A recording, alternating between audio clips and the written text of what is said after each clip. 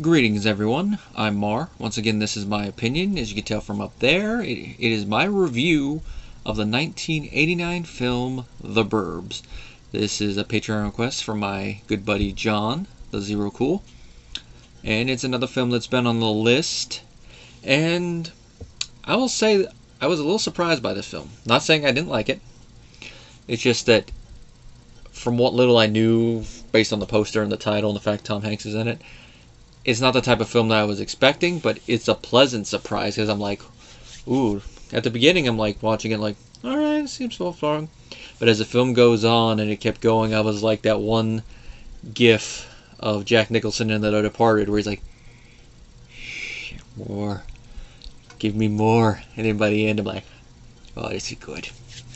And this is definitely a film I plan on getting the special edition of Blu-ray of pretty soon.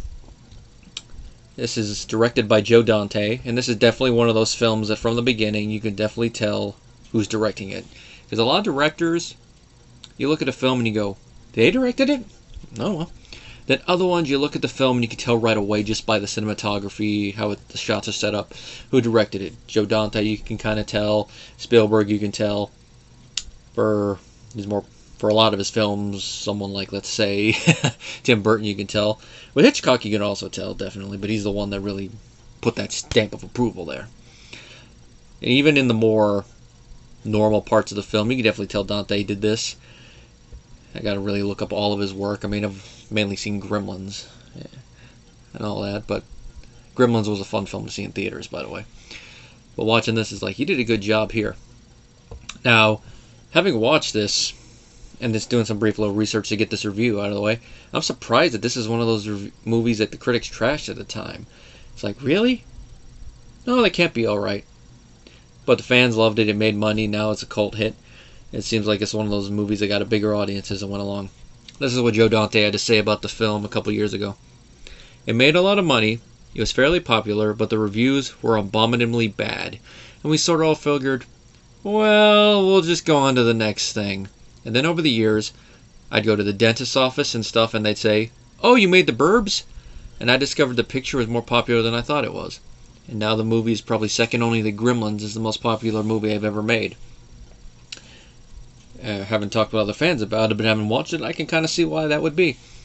The screenplay was written by Dana Olson, who also wrote Memoirs of an Invisible Man, George of the Jungle, and Inspector Gadget.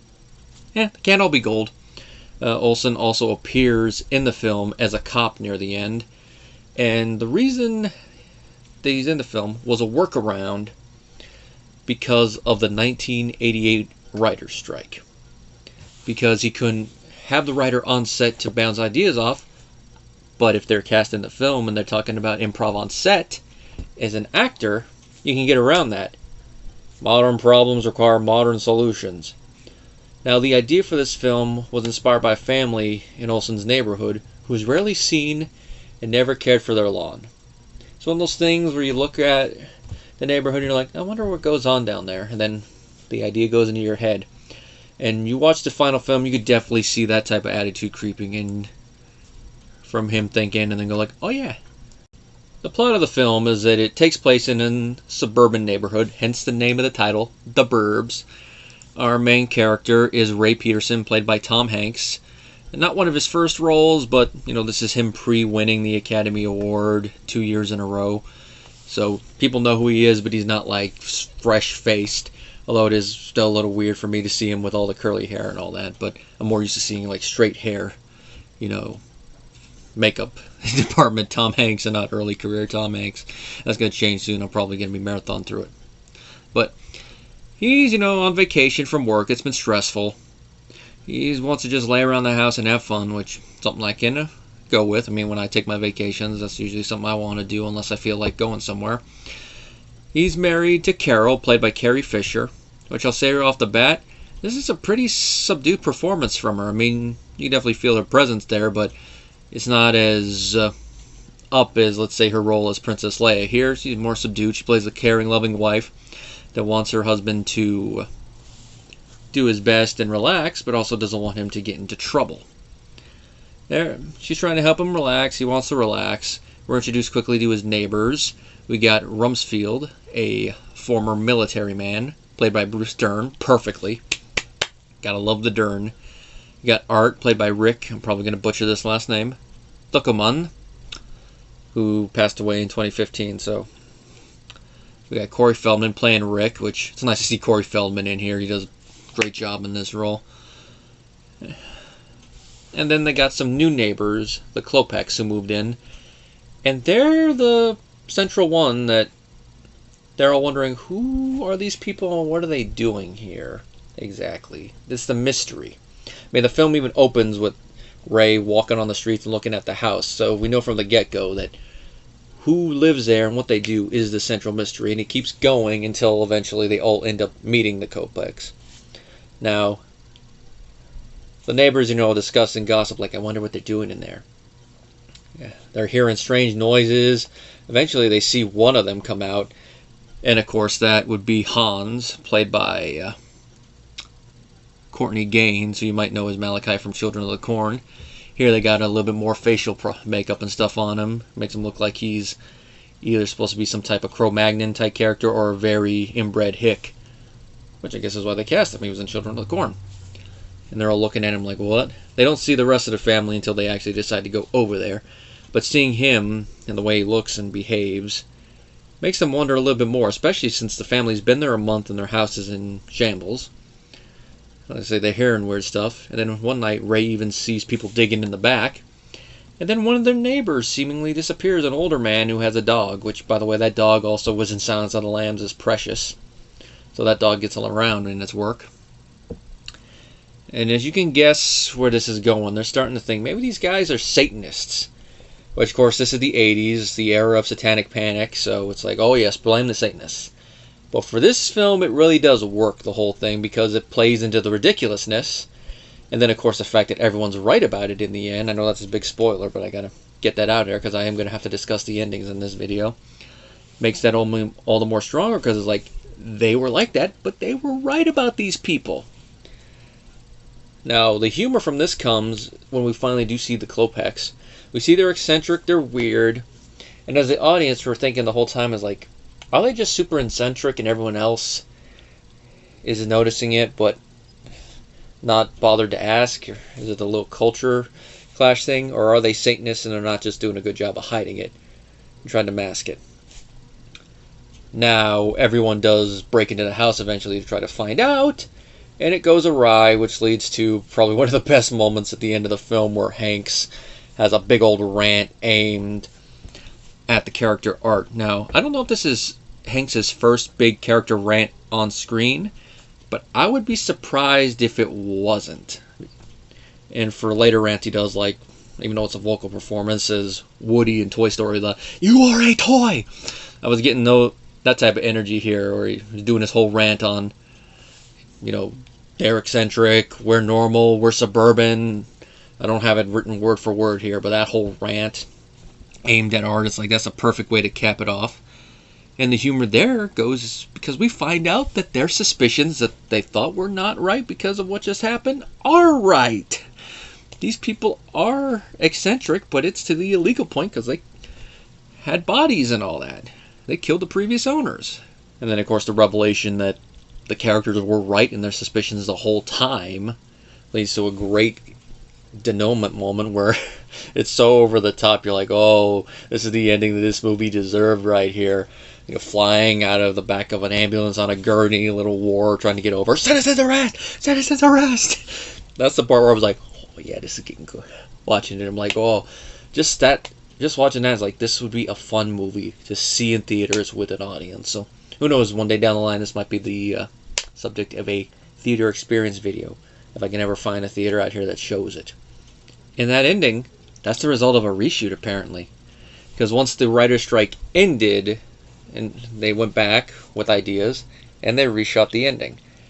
Now, to go with this, technically there are 3 endings, from what I've been able to gather through IMDb. The original one technically was not shot, because it involved Hanks' character dying, and when they cast him, the studio decided to change it, because it's like, I don't think the audience would appreciate us offing Tom Hanks like that. Nowadays, you might be able to get away with it a little bit more, depending on how you construct the film. Back then, you know, the era of Turner and Hooch, Splash, Big, I don't think the audience would have appreciated killing off Tom Hanks in a film, so I see why the studio did it. Maybe at the time of Forrest Gump they might have. You know, post-Philadelphia. The second one was what they originally shot, and I skimmed through it on YouTube before I saw this one, where it's mostly similar, but instead of that over-the-top thing of them exiting it, it involves Hank screaming, them coming up, and them taking him out, and then the doctor doing a whole speech. And there was one comment in the comment section I think sums up the difference between the two endings. That one and the reshoot one. The original ending, perfect way for the story to end in novel form. The ending that we got, perfect way to end cinematically. Good idea to show the difference between the two mediums there. How you could have the same type of ending, but you just tweak it slightly in order to fit the medium that it's in. I don't know if there's a novelization of this film, but if there isn't, there should have been, and that should have been the ending that they went with, because it fits the book better. The actors all do a pretty good job. I'm mainly going to discuss the main cast that I have written down here. Tom Hanks, of course, perfect casting for Ray. I mean, like I said in that one speech, he brings that same energy he did as Woody during the "You are a child's plaything" rant. The rest of the time, he's playing the everyman type characters that we've seen him play later and see him a little bit play before. Basically, us, if we were to personify the audience as a character, it would be Ray, watching everything, interacting with the others. You do feel for him since he's on vacation and all this happens. And there's some subtleties about his performance that, as you're watching, you're like, what is he on vacation for? It's like, did he have a nervous breakdown at work? Because they're talking about stress all throughout. Has he just not had a vacation in a long time and he finally gets one? He's trying to relax in and all this craziness happens? That would make any man stress. But apparently there was a deleted subplot about him getting fired. And I guess him going on saying vacation was a way to try to hide it. But his wife knew the whole time. The only things left in there are those little subtle things. I think it would have been interesting for him to admit it. But it's a little bit stronger in a different kind of way that they never do, so it's left to the audience to interpret. Like, hey, maybe he got fired, maybe he just had a stressful break, needed to recharge. Maybe it's like that episode of Everybody Loves Raymond. He had an anxiety attack, and he just needed to relax. And just laying around the house is relaxful. Carrie Fisher, like I mentioned earlier, more subtle performance than what we've seen her do before. I haven't seen all of her post-Star Wars work, so I don't really have a lot of compare and contrast stuff to reference. Other than her cameo in Scream 3 and When Harry Met Sally, which I have not seen in a long time. A little bit more energy there, but then it's also a different type of character. So even if you're a charismatic actor or actress, you gotta carry yourself differently if you're playing characters. Unless you get typecast and they hire you for the same type of characters. Like Sam Jackson and Bela Lugosi, for example. You can move them there. The performance is modified slightly. Bruce Dern, perfectly cast as Rumsfeld. The moment he walks out, puts the flag up and salutes, you know what type of character we're getting. We're getting a character in the Burt Gummer mold, or a survivalist, very into military stuff, guns. Maybe not as many as Burt, but he has them. Conspiracy theories, distrusts everybody, speaks his mind. Perfect, and Dern, perfect cast in here. Veteran actor at this point, of course. Been in the business couple decades. He worked with Hitchcock twice. So perfect cast in there. Rick Duckham as Art. Yeah, pretty good. I mean, friend with everyone, not above teasing. At the end, he is proven right. He is the victim of Hanks's rant at that one point. Which the thing I have to mention with that is that apparently those two did not get along while filming. Which makes me wonder why. It's like just two different personalities. This is one of those things that Rick just didn't like Tom. Tom just didn't like Rick because of something he said. Now, from what I gathered, Tom remained professional during it. But considering the film was also shot in sequence due to the writer's strike I've mentioned a couple times already, I would not be surprised if by the time they got to that scene, Hanks used some of that frustration and channeled it to get the right energy and believability behind the performance. I mean, in acting training, that's one thing they teach you, is that depending on what school of thought you go to method-wise, that you could use that. Like if you're trying to do sad, channel the sadness moment into your performance to make it more believable. Now we come to the Klopeks. I've already mentioned Courtney is that one. We got Henry Gibson as Dr. Klopek, who also played the head Nazi in Blues Brothers, and Theodore as Reuben, his brother, which a lot of you fans of animation will probably remember him as the voice of Gollum in the Rankin Bass Tolkien adaptations. Now he's on the screen, precious. He is going to mess with Forrest Gump. Oh. Both of them give off the right amount of creepy energy in their roles. You can see why Dante thought they were perfect for it. He had worked with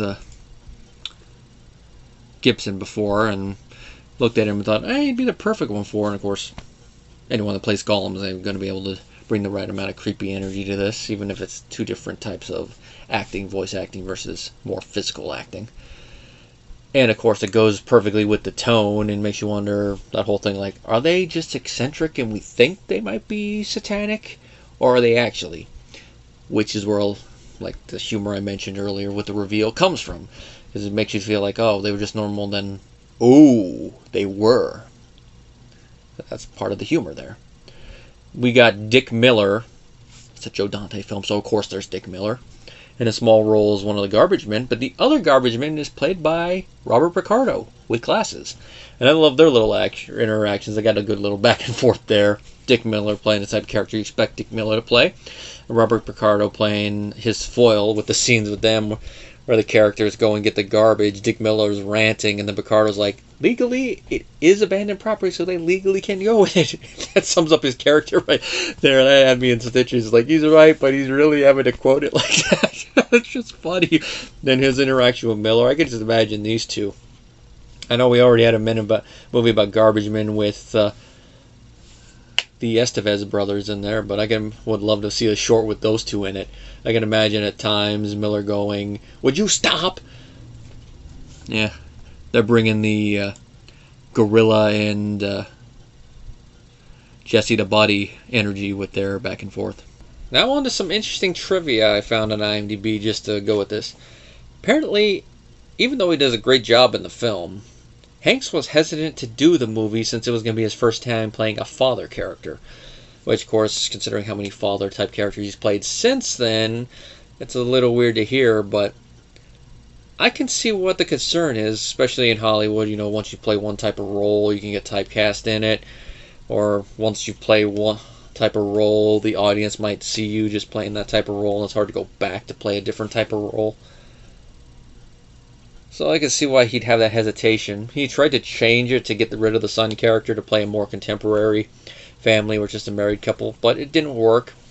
And honestly, other than a couple moments, him being a father doesn't really play big into the plot. There's really only one funny moment where him and the wife are arguing, and then the son comes in and tells him, oh, they're at blah, blah, blah. I don't know where to do that. They're what? So I could see why he would want that, because that's probably the one big moment they have to modify. Other than that, it's just some changes in dialogue here and there. I mentioned the film was shot in sequence, and due to the strike, Dante had to encourage improv along with the writer when he was able to do it on the down low. Kayfabe the HJ, as it were. In some moments there were improvs, apparently, which one of them, the first one I'm going to mention definitely feels like one, and that is the Satan is good, Satan is our pal line, just because even that's a good line, it could be written, but I kind of don't really see that as being something somebody would actually put in a script. It feels more like something thought up on set. Watching Jeopardy and playing along. That I could see being scripted, but it feels nice for an ad-lib. And this one, of course, Tom Hanks in the gurney at the very end. That definitely speaks of an improv, because it's one of those things that you look, you're like, I cannot see a writer just writing it down, like maybe the basic part of it, but it feels more like something that they'd come up with on set, like, hey, we got the gurney here. Hey, Tom, since your character's done this, how about you just do that?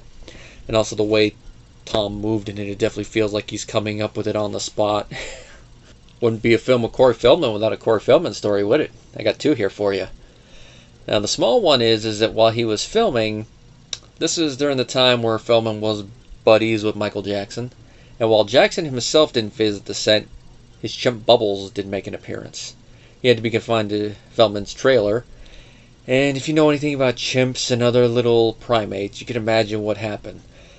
Whenever Feldman would come back, he'd find feces spread everywhere, which I could just imagine Feldman's reaction. He was like, "Hey, Bubbles!" I'm like, "Ah, shit! What the hell?"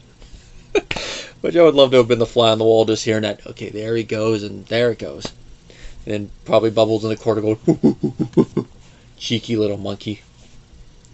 The other one involves Feldman meeting Dante for the audition. And this is when Feldman, he had some long black hair, and he wasn't exactly dressed for a meeting. Which, of course, he had just finished filming Dream a Little Dream in North Carolina. And he apologized when he came in. Or Hollywood, you got one of those things you got to do if you don't look right. He said, "I'm looking for Joe Dante." He apologized for his appearance. But this happened to be good for Feldman because Dante took one look at him. He's like, "That is exactly what I have in mind for the character." And, of course, Feldman got the part. Now, for the final ending, there's not really a lot of Feldman other than his line, "God, I love this street," because of the reshoots. I don't know if there was just a conflict with Feldman not being able to be there during the reshoots, or because of how they were imagining things, they had to cut down how important his character was going to be for those parts, which with how that scene's editing, I didn't even notice that Feldman wasn't really there other than some lines here or there. So they had to cut him down, and then compensating, they gave him a good line. But the "God, I love this street" was another ad-lib, but it wasn't like camera rolls and come up with it like that. It's more like an improv. In between takes, where it's like, "Hey, I got this." Dante fed that line to Feldman, and apparently that was the compensation for Feldman's role in that part of the film getting cut down a little bit. But that's one thing with filming, is like scenes get cut down in editing, they can rearrange it.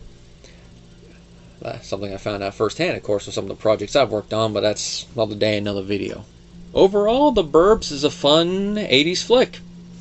Writing is spot on. Good little balance of mystery and humor. One scene, of course, I haven't talked about is Tom Hanks' nightmare scene. That scene alone was great. Just, you can tell it's a nightmare from the beginning, just the way that is shot and edited. You're like, oh, yeah. Dante's not at his most over-the-top as he was with both Gremlins films, but it's just like right in the middle of it. You can see like his evolution of a filmmaker from Gremlins 1 to Gremlins 2 with how this film's constructed. So it's a nice little peek into his mind. Cast, great, nice little chemistry between all of them. You believe that they're neighborhood friends. I wouldn't call them best friends, but it's like proximity friends. You do believe it. There's chemistry between all of them. You believe characters married, characters know each other.